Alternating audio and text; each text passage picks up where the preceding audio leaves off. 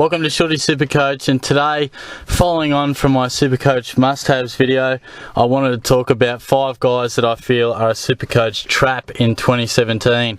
Now, of course, it's great to outline the good picks and talk about the players that we want to have in our sides, but there are a few, as I was just scrolling through the most popular list, there are a few guys with reasonably high ownership that I just don't feel warrant that much of a selection basis. And look, there'll probably be a few people who disagree, and that is natural because I'm outlining a few guys who are somewhat popular, but I do feel a few of these guys just don't need to be at such a high ownership, and I really do feel like they're traps on their selection purpose. So I'll go through them. Hopefully some of you see eye to eye on this. It is probably going to cop some flack, but we'll wait and see.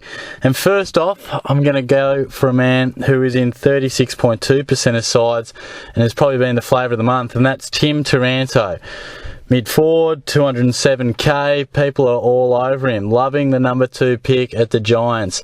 I'm calling trap. I'm saying no need for him to be in your sides, barring an absolute lack of rookies come the round 1 teams. At this stage, I think we'll definitely have enough rookies to choose from, particularly in the forward line, which I've seen Taranto in quite a few. But my main reason, at 207k, it's just far too expensive. I'm always wary on the more expensive drafty players because I just think they just really don't warrant such a high price tag for what they're going to produce in comparison to some at 120k.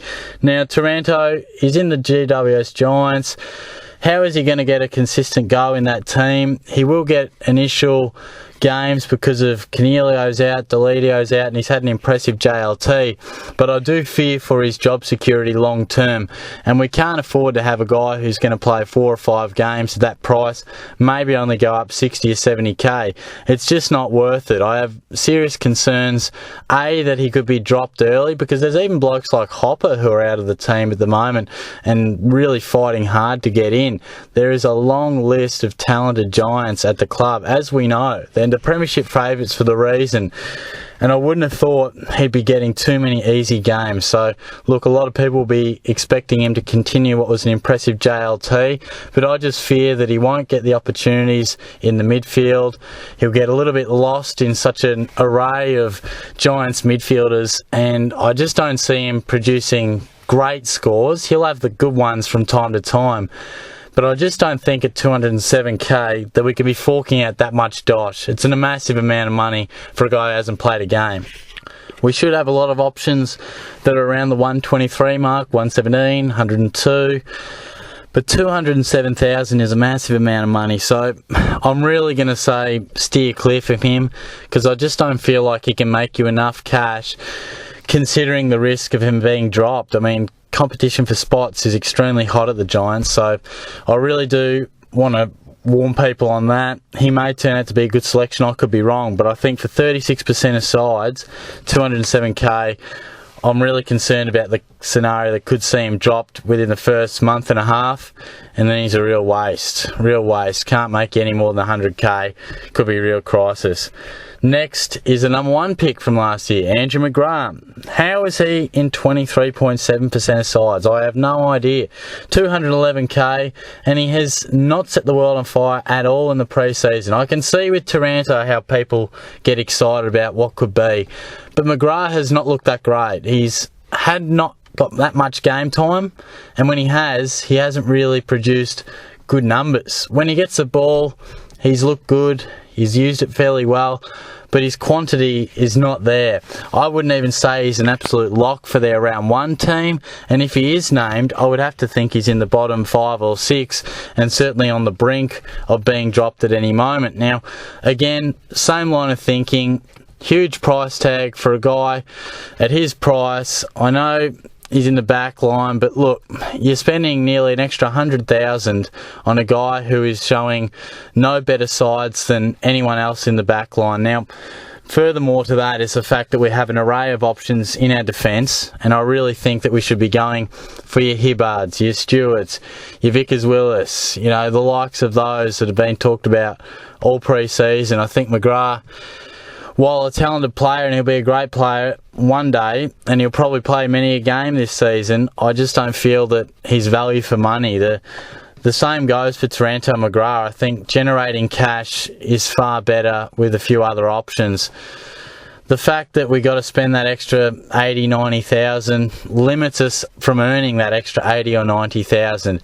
Yes, when we do downgrade them, they'll have that extra 80 or 90k in them already, but I think we're far better off if there is options to do so. Go for guys around your 120, watch them appreciate that extra 80 or 90 to McGrath's price and then some. I think that's probably the best option. Then your simple calculation of 120k I purchased him at, sell him off for anywhere between 300 to 350, which is generally the selling price. There's your 200k at least. I feel with McGrath and Taranto, they'll probably follow similar lines of scoring to some of those guys. And as we know, with the algorithms and things, if you continue to score at a 77 average, there will be a point where you can no longer rise in price. Now, of course, no one scores 77 each game, but in theory, you reach a limit and you plateau. Historically, a lot of rookies plateau anywhere from 280 to 360k. You do have your outliers who go bang and get your 400,000. They're absolute gold. Powell Pepper could be one. But I think for the most part, they range to 300 to 350-ish. And I think if we can get a guy at 120, he makes us 200k.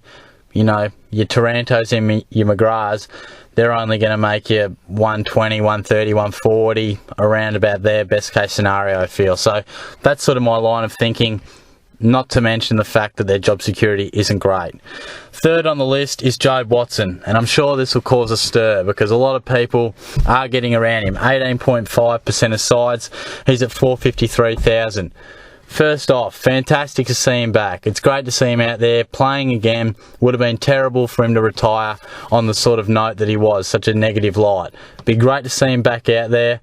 He will not be going anywhere near my SuperCoach side at any stage, and I don't think he should be in yours.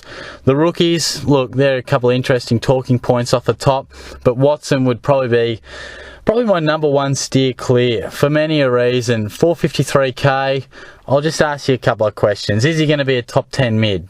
The answer is no. Is he going to make you enough cash to warrant a position in your side? The answer is no. As I've said in other videos, players to be in your side must tick one of those boxes. That's what they're there for. I generally feel a player should make, if they're a money-making player, at least 150k. Jobe's not going to get up to 600k, and you wouldn't pick a bloke at 450k to make your money. In that price range, you're making a guy in your side to get your points and stay in your team for the whole season. I don't see Watson. Yes, he's got a little bit of value. Yes, he's been a good scorer in the past. But I don't think he's going to be a keeper. In fact, he will not be a keeper. He won't be a top 10 mid. He won't be a top 12 mid. I'd go as far as to say I'd be surprised if he was a top 15 mid. Now, that's pretty scathing, but I really do think there is so many question marks around his selection. How will he return fitness-wise? How will his scoring be? And his fitness? Before the saga, his body was starting to let him down a little bit. I know he looks as fit as a fiddle. Busting out the abs, he's looking fit. But I really don't know about his match fitness and whether he's conditioned to play AFL matches.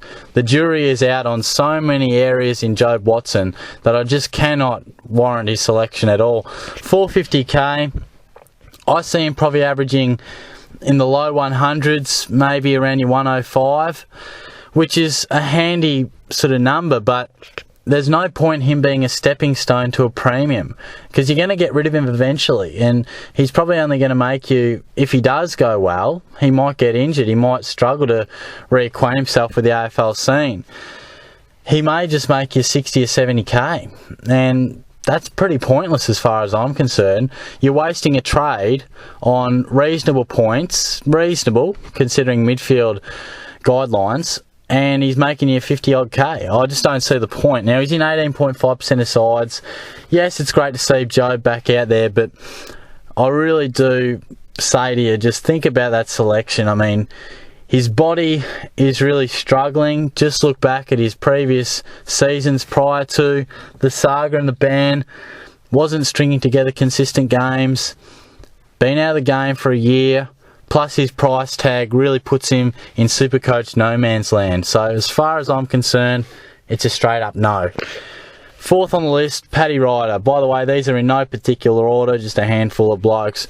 Now, Paddy Ryder had a very good final JLT Community Series game, which would have got a few on board or given a bit of confidence. He's in 15.5% of sides and 418k. Now, look, if he is named the sole ruck, I can see why people would be doing it, but even so, I'm saying he's a trap. I think he's too expensive for the purpose we want him for, and that's to make money while scoring reasonable points. I think he could score reasonable points, but the fact that Sandilands and Nankervis have risen, bobbed their heads up, I feel makes Ryder irrelevant. He's 60,000 odd, roughly more than Nankervis, and 110 more than Sandilands.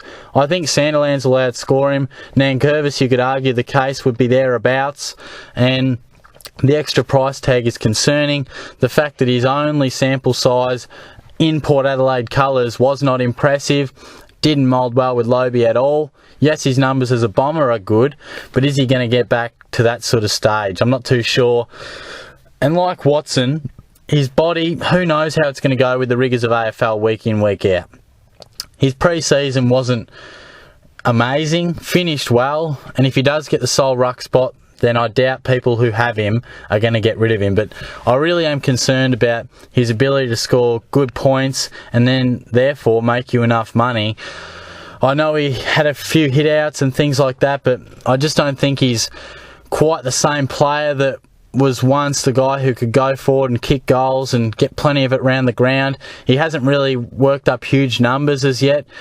When I look at this Ryder selection, I really do just see trap written all over it. I don't think he's going to make you enough coin, and the fact that he was already priced much more than an Nankervis or Sandilands raises some serious concerns.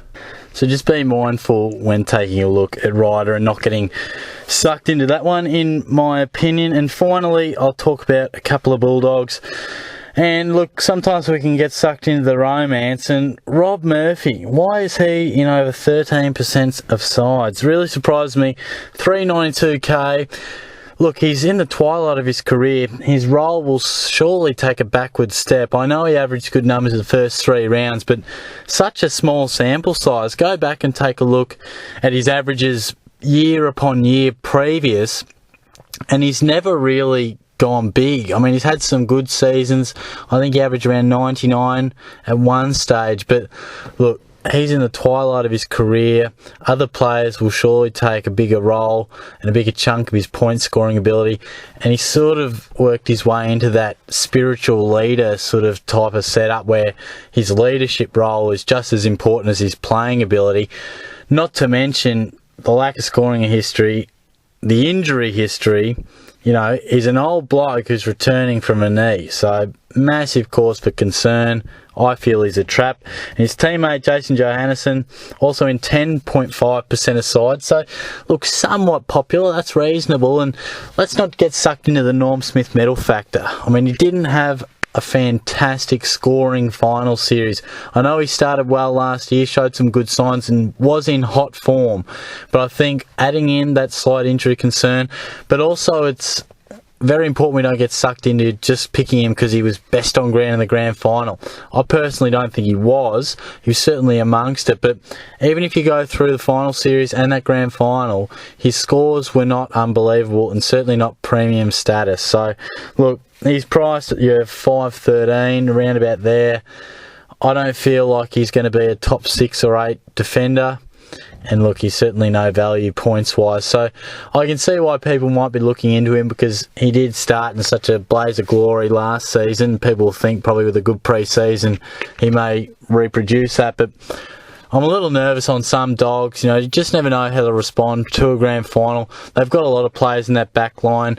The back 6 may reshuffle a little bit. No doubt Johannesson will be the man they look to give it to, but I just don't know if he has that absolute scoring capacity over the course of a season to warrant that selection. Not to mention there are quite a few other good premium players in our back line this season that we can bank on a fair bit more. So there you have it. There is my wrap-up of who I feel are some traps in SuperCoach 2017.